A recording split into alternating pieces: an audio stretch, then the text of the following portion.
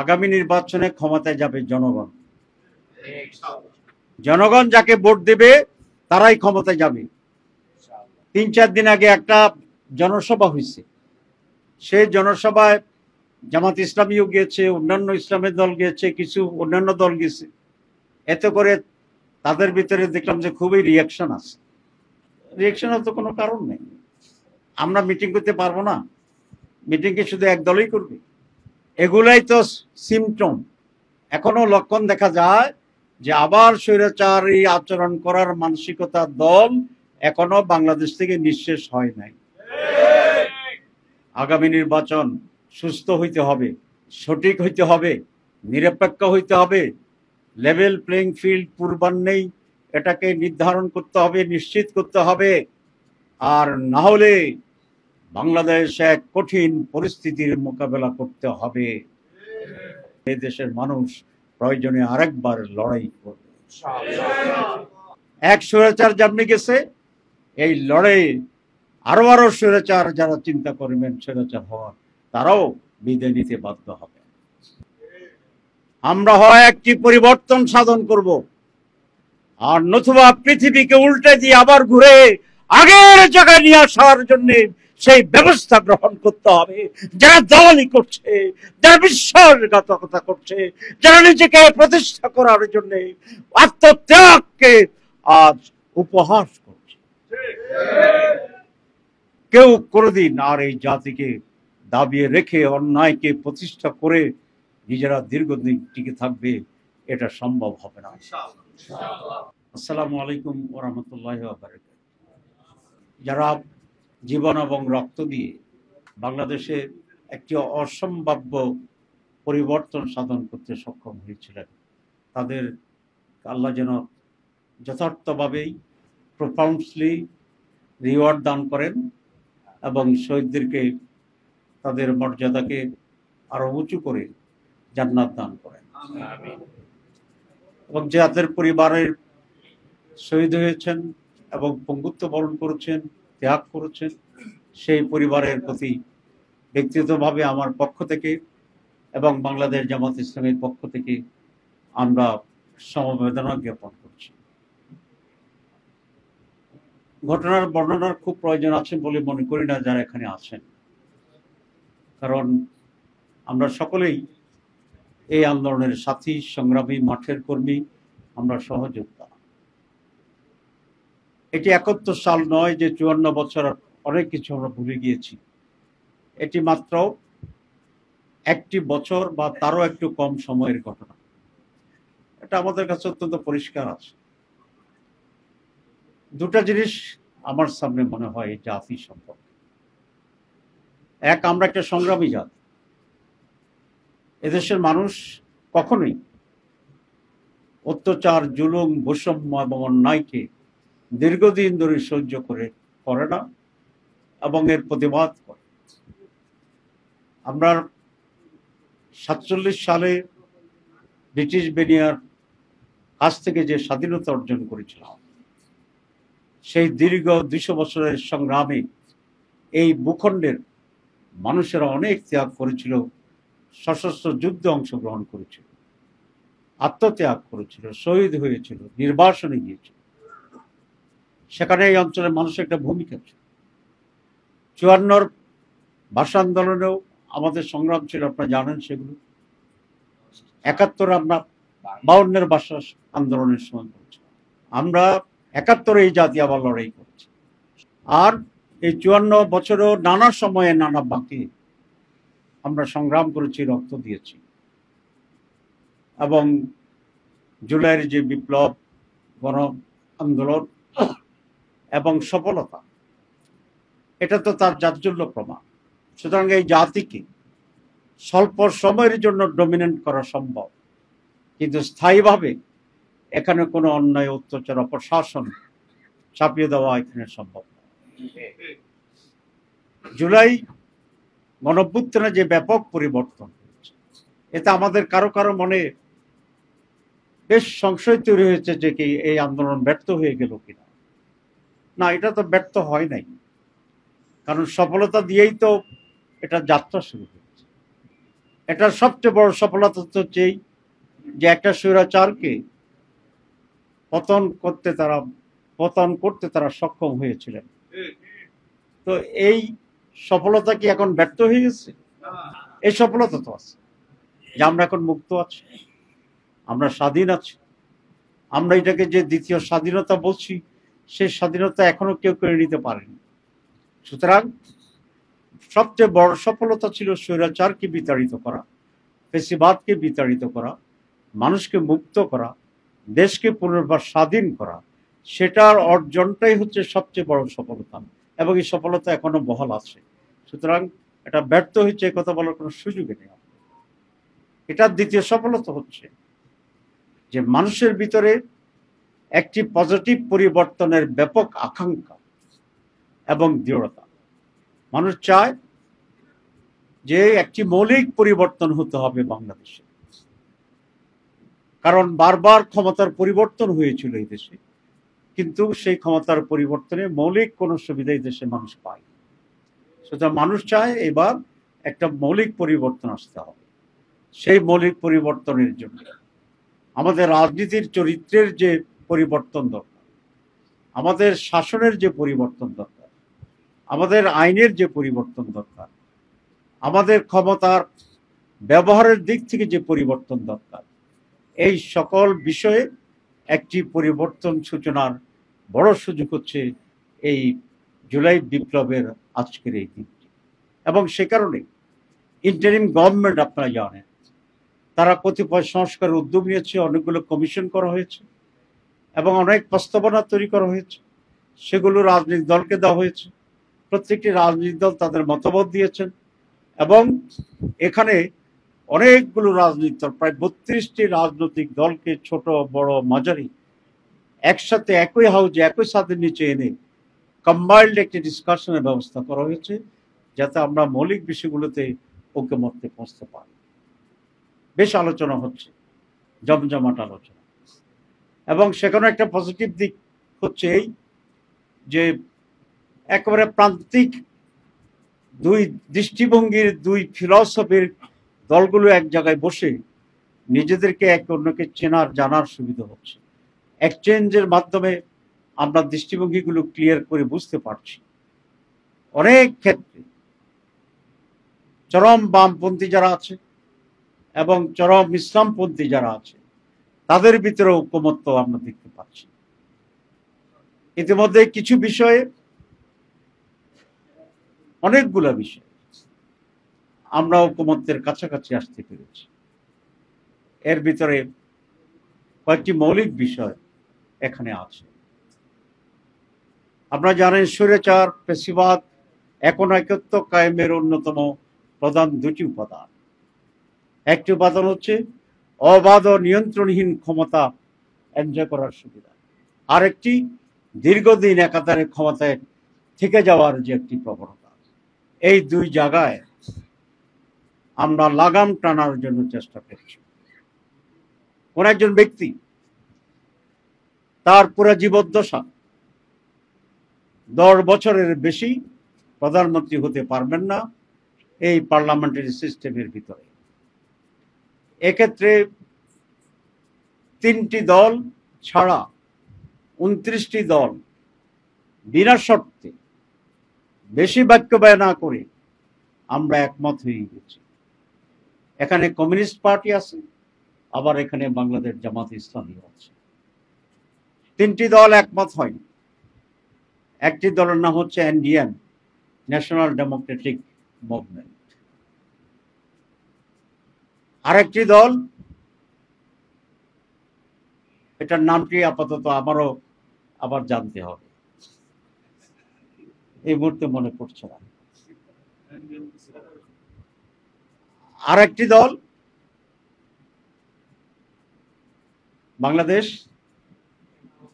Nationalist party. এই 3টি দল ছাড়া আর আমরা সকলেই আমরা একমত হয়েছি। বাংলাদেশ ন্যাশনালিস্ট পার্টিকে আমি ধন্যবাদ জানাই, তারাও একমত হয়েছেন।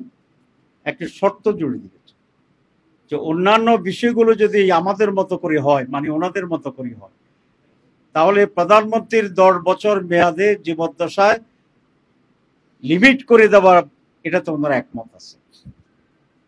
তাহলে সেদিক থেকে ওনারা একমত। ইফটা যদি কোনোভাবে আমরা মুছে দিতে পারি তাহলে অন্যরা একমত। সুতরাং কোন প্রধানমন্ত্রী পার্লামেন্টারি সিস্টেমে তার জীবদ্দশায় 10 বছরের বেশি থাকতে পারে না। তাহলে স্বৈরাচার হওয়ার ক্ষেত্রে একটু চিন্তা করবে যে 3 বছর পরেই তো আমি আবার অসুবিধার ভিতরে পড়তে পারি, কিছুটা ভয়ভীতি হবে। দেখেন, প্রধান নির্বাচনী কমিশনাররা আগে কোনো আইনের আওতায় ছিল না, যা ইচ্ছা তাই করছে। আমরা দাবি করছি যে নির্বাচন কমিশনকে আইনের আওতায় আনতে হবে, অ্যাকাউন্টেবিলিটির ভিতরে আনতে হবে, যাতে তারা অন্যায় করলে রিটায়ারমেন্টের পরেও বিচার করা যায়। দুইজনকে মোটামুটি ভাবে আইনের আওতায় আনা হয়েছে, সাবেক, দেখছেন কিনা? এটার পরে বাকিরা কি খুব ভালো আছে মনে করেন? আগামীতে যারা থাকবে তারাও ভাববে যে কি হয় আল্লাহ জানে, ঠিক আছে না? তারা যাই বাবু, সামনে পিছনে পুলিশ টুলিশ দেখে হয়তো মনে করতে পারে ভালো, যে করতে পারে এনজয় করি, কিন্তু তাদের স্ত্রীরা আর সন্তানরা কিন্তু এটা কোন রকমের চায় না। আমি শুনেছি কোন কোন পরিবার থেকে চাপ আসতেছে যে বাবা এটা আমাদের দরকার নেই। এই যে একটি প্রেশার ক্রিয়েট করার ব্যাপার আছে, অ্যাকাউন্টেবিলিটির ব্যাপার আছে, এটাকে আমাদের অর্জন করতে হবে। আমরা বলেছি রাষ্ট্রের কতগুলো সাংবিধানিক সংস্থা আছে আপনারা জানেন, যেমন নির্বাচন কমিশন, পাবলিক সার্ভিস কমিশন, দুর্নীতি দমন কমিশন, আমাদের চার্টার্ড অ্যাকাউন্টসের যে কমিশন আছে সেটি। এখনকার পদ্ধতি হচ্ছে এগুলা প্রধানমন্ত্রীর এক্সিকিউটিভ ফোর্সের বাইরে, এরা কিন্তু এক্সিকিউটিভ অথরিটির ভিতরে নয়। এখন যেটা করা হয়, প্রত্যেকটার জন্য আলাদা সার্চ কমিটি করা হয় এবং সেই সার্চ কমিটি যে প্রস্তাব করে সেখান থেকে প্রধানমন্ত্রী, প্রেসিডেন্ট সেটাকে অ্যাপয়েন্টমেন্ট দেয়। আমরা বলেছি, এবং প্র্যাকটিসটা হচ্ছে এই যে প্রধানমন্ত্রী একটা স্লিপ ধরাই দেয় সার্চ কমিটির কাছে, ওরা ওইটাকে সুন্দর করে ভাঁজ করে এনভেলপে ঢুকিয়ে ওটাকে দিয়ে দেয়। আমরা বলছি এটা হবে না, কারণ আজকে সচিবালয়ে স্বৈরাচারের ভূতেরা আছে কি না? নাই, আছে। তো কেন আছে? যে এটা স্বৈরাচার নিয়োগ করে দিয়েছে, এই জন্য আমরা বলেছি এখানে মৌলিক পরিবর্তন আনতে হবে। মেধাবীরা কম্পিটিশনের ভিত্তিতে অ্যাপয়েন্টমেন্ট পাবে, যে ডিজার্ভিং সেই এখানে অ্যাপয়েন্টমেন্ট পাবে। এবং সেই জন্যে আমরা একটা সাংবিধানিক বডি সংস্থার জন্য আমরা প্রস্তাব করেছি, যে এইসব সাংবিধানিক সংস্থাগুলো এবং সংবিধিবদ্ধ কতগুলো সংস্থা আছে, এই সকল কিছুর নিয়োগ একটি সাংবিধানিক কমিটির মাধ্যমে হবে। এই কমিটির কম্বিনেশন হচ্ছে স্ট্রাকচার: প্রধানমন্ত্রী, বিরোধী দলীয় নেতা বা নেত্রী, স্পিকার, ডেপুটি স্পিকার, প্রধান উপদেষ্টা, প্রধান বিচারপতির পক্ষ থেকে সুপ্রিম কোর্টের একজন প্রতিনিধি এবং প্রেসিডেন্টের পক্ষ থেকে একজন যোগ্য প্রতিনিধি। এটা পার্মানেন্ট সাংবিধানিক বডি হবে, যে যখন যেভাবে ক্ষমতা যায় এই স্ট্রাকচার হবে। এবং এই বডির 7 জন আছে, 7 জনের ভিতরে কমপক্ষে 5 জন একমত হলেই সেটাকে অ্যাপয়েন্টমেন্ট দেওয়া যাবে। তাহলে কি যোগ্যতার ভিত্তিতে হওয়ার সুযোগ আছে না? নির্দলীয় হওয়ার সুযোগ আছে। এখানে বিএনপি একটু আপত্তি করে দুইটা কারণ। একটা কারণ হচ্ছে তারা ধরেই নিয়েছে এবার তারাই ক্ষমতায় যাবে। কি করে নিছে? ধরেই নিছে। আচ্ছা, তো তাহলে ইমিডিয়েটলি তাদের জন্য যা যা সুবিধা সেগুলোকে তারা নিশ্চিত করতে চায়। আর একটা, আমরা ধরে নিয়েছি যে তারা যদি ক্ষমতায় যায় তাহলে আগের মতো তারা অপকর্মগুলো করবে, ঠিক আছে না? তাহলে তো আমরা কোন পক্ষ থেকে প্রতিনিধি নিয়োগের কথা বলছি না, আমরা নিরপেক্ষ নিয়োগের কথা বলছি। তাহলে আমি যদি নিরপেক্ষ নিয়োগকে সমর্থন করি, আমার ভিতরে যদি খারাপ নিয়ত থাকে, বদ নিয়ত না থাকে, তাহলে আমি কেন এটা আপত্তি করি? আর আগামী নির্বাচনে কে ক্ষমতায় যাবে এটা কি নির্ধারিত হয়েছে? তাহলে যারা এটা বলতে চান যে আমরাই যাব, তাহলে বোঝা গেল ওরা হাসিনা মার্কার একটা নির্বাচন করার চিন্তা করতেছে। আগামী নির্বাচনে ক্ষমতায় যাবে জনগণ। জনগণ যাকে ভোট দেবে তারাই ক্ষমতায় যাবে। 3-4 দিন আগে একটা জনসভা হয়েছে, সেই জনসভায় জামাত ইসলামীও গিয়েছে, অন্যান্য ইসলামের দল গিয়েছে, কিছু অন্যান্য দল গেছে। এতে করে তাদের ভিতরে দেখলাম যে খুবই রিয়াকশন আছে। রিয়াকশনের তো কোনো কারণ নেই। আমরা মিটিং করতে পারবো না? মিটিং কি শুধু এক দলই করবে? এগুলাই তো সিমটম। এখনো লক্ষণ দেখা যায় যে আবার স্বৈরাচারী আচরণ করার মানসিকতার দল এখনো বাংলাদেশ থেকে নিঃশেষ হয় নাই। এই জন্য জনগণও খুব সিরিয়াস। কারণ এই আন্দোলনের আরেকটি পজিটিভ ফসল হচ্ছে মানুষ আগের চেয়ে সচেতন। মানুষ দেখি যে আমাদের চেয়ে বেশি জানে। এর কারণ হচ্ছে 4 ঘন্টা তো আমরা একটা ঘরের ভিতরে আলোচনা করতেছি, বাইরে তো 4 ঘন্টা দেখতেছে আমাদেরকে।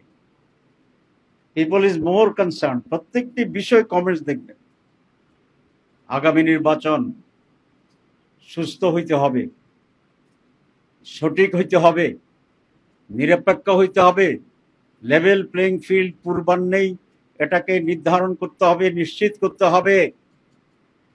আর না হলে বাংলাদেশ এক কঠিন পরিস্থিতির মোকাবেলা করতে হবে। তবে আমি অত্যন্ত দৃঢ়ভাবে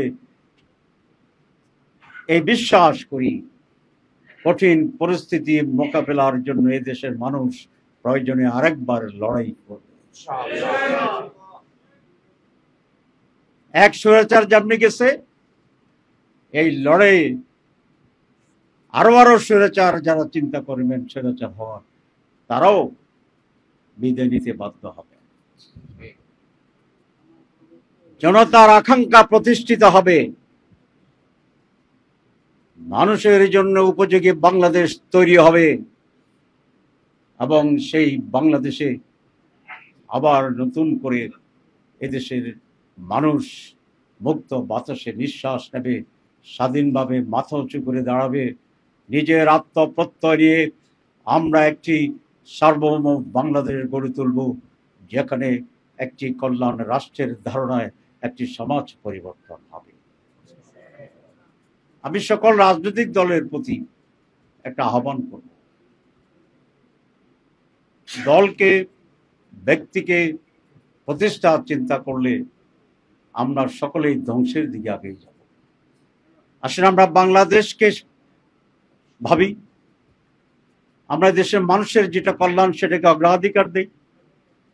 বাংলাদেশ যদি টিকে যায়, গণতন্ত্র টিকে যায়, স্বৈরাচারী মনোভাব পরিহার করে যদি আমরা একটি মুক্ত বাংলাদেশ করতে পারি, তাহলে সকলের জন্য এখানে কল্যাণ আসবে। আমরা সংস্কারবিহীন নির্বাচনকে আমরা গ্রহণ করব না, এদেশের মানুষ গ্রহণ করবে না। কারণ তাহলে তো সেই হাসিনার যুগে আমরা ফিরে যাচ্ছি। হাসিনার যুগে যদি যারা ফিরে যেতে চান, তাদেরকে এই সকল শহীদদেরকে আবার জীবন দিতে হবে। এই শহীদরা যে রক্ত দিয়েছে, লড়াই করেছে, এদেশের মানুষ মাটি শোষণ করেছে, যে রক্ত, মাটি থেকে সেই রক্ত বের করে আবার প্রতিটি মানুষের শরীরের ভিতরে সেই রক্তকে আবার ঢুকাতে হবে। যারা পঙ্গুত্ব বরণ করেছে, সেই পঙ্গু যোদ্ধাদেরকে, বীরদেরকে আবার পরিপূর্ণ সুস্থ দিয়ে আগের জায়গায় নিয়ে যেতে হবে। যদি তা না হয়, তাহলে এই পরিবর্তনের যে রক্তের, এই জীবনের, এই হাড় ত্যাগের কোনো প্রয়োজন ছিল না। যদি তাই হয়, তাহলে চক্ষু অন্ধ হয়ে সেই হ্যান্ডিক্যাপড হওয়ার কোনো প্রয়োজন ছিল না। আমরা হয় একটি পরিবর্তন সাধন করব, আর নতুবা পৃথিবীকে উল্টে দিয়ে আবার ঘুরে আগের জায়গায় নিয়ে আসার জন্য সেই ব্যবস্থা গ্রহণ করতে হবে। যারা দালালি করছে, যারা বিশ্বাসঘাতকতা করছে, যারা নিজেকে প্রতিষ্ঠা করার জন্য আত্মত্যাগকে আজ উপহাস করছে। তবে আমি আবার বলছি, আমি বিশ্বাস করি ইনশাআল্লাহ বাংলাদেশে কেউ কোনোদিন আর এই জাতিকে দাবিয়ে রেখে অন্যায়কে প্রতিষ্ঠা করে নিজেরা দীর্ঘদিন টিকে থাকবে, এটা সম্ভব হবে না। তারপর আহ্বান জানাবো, কেন আর রক্তের দেওয়া প্রয়োজন হবে, আর কেন আমাদের লোকদেরকে জীবন দিতে হবে? সে দায়িত্ব রাজনৈতিক দলগুলোকে দিতে হবে। সুতরাং আজকে 1 জুলাই আমরা এই আবেদন নিবেদন করতে চাই দলগুলোর কাছে, জাতির কাছে, মানুষের কাছে, যে আসুন মৌলিক বিষয়ে আমরা দেশটাকে রক্ষা করার জন্য আমরা ঐক্যবদ্ধ হই। এর ভিতরে কনস্টিটিউশন সংস্কার কমিশন যেগুলো আছে, এই সংস্কার মানতেই,